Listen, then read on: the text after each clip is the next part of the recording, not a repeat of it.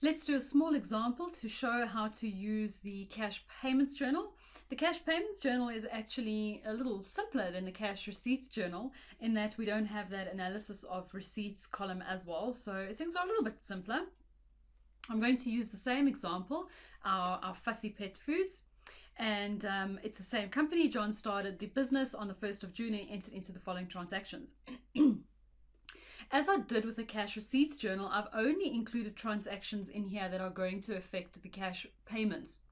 So this is just to make sure that we are comfortable with how to do the payments. In reality, your cash receipts and your cash payment transactions are going to be together. So you're going to have to identify them as you read through them to see where they belong. So it's actually not a bad idea as you read through transactions to identify if they'd go in the CRJ or the CPJ. Here, it's not a problem, but in the exam, they could put these together and give you some stuff that belongs in a general journal, a sales journal, purchases journal. So you kind of want to put next to it, actually, I believe that goes in the CPJ, that goes in the CRJ or whatever, and get used to doing that so that you know exactly what it is that you're dealing with.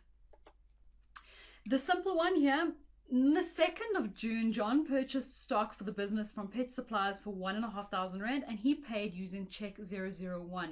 Again, our source document is very, very important, and our check indicates exactly what's come out of the bank. Oh, sorry.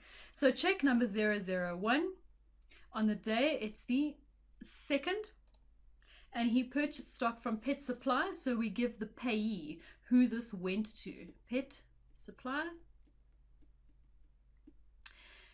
The bank, it's 1,500 if I'm not mistaken, and this was for purchases. Exactly the same as with the CRJ.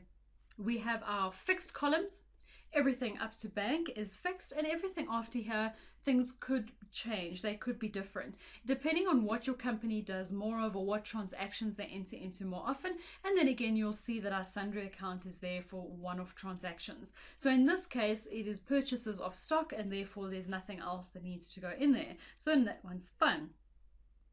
On the 4th, he paid rent on the business premises to Landlet using check 02, and it was for 7,800. So it was on the 4th of the month.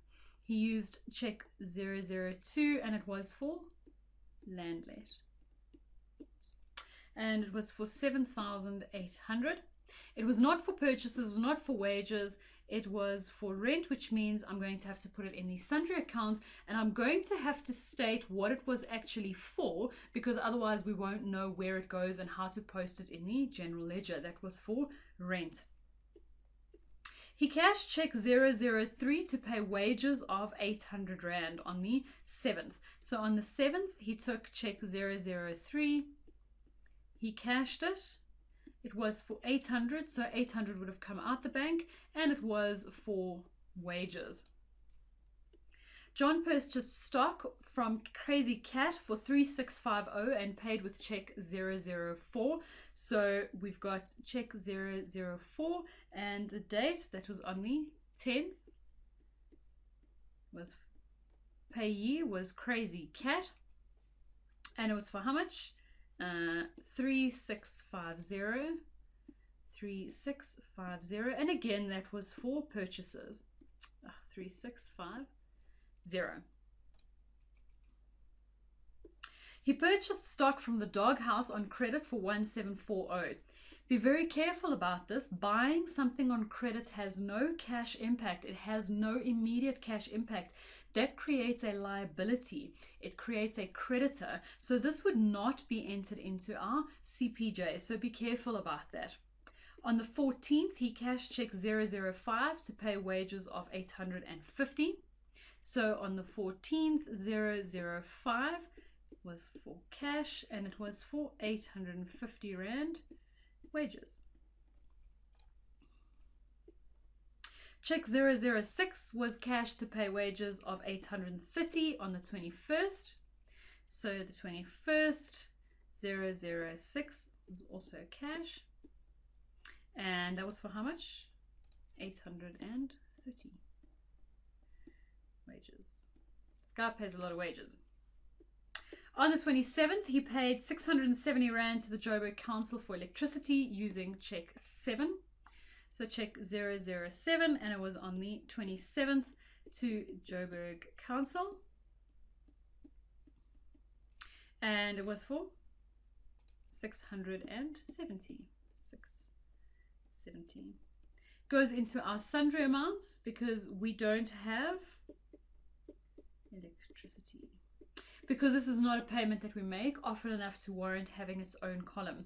And that's the last of the transactions that we have. So our cash payments journal is nice and simple. The idea is to make sure you can keep track of all the money that's coming out of your bank account. So we need to make sure that we add all of these up. So our bank column should come to 16,100 when you calculate that. Our purchases column 5150. Let's hope my math is correct. 2480 for wages and 8470 for our sundry amounts. Again, what I should find is that the amount that came out of the bank, this is the total amount, and these represent what they were for. So if we add these up, we should be getting 16,100.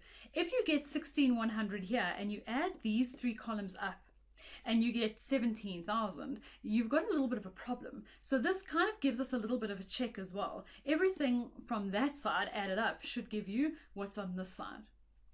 Once you've done this and you know that you're happy with this, we can now take this, and the next step we're going to do obviously is post this to the general ledger account.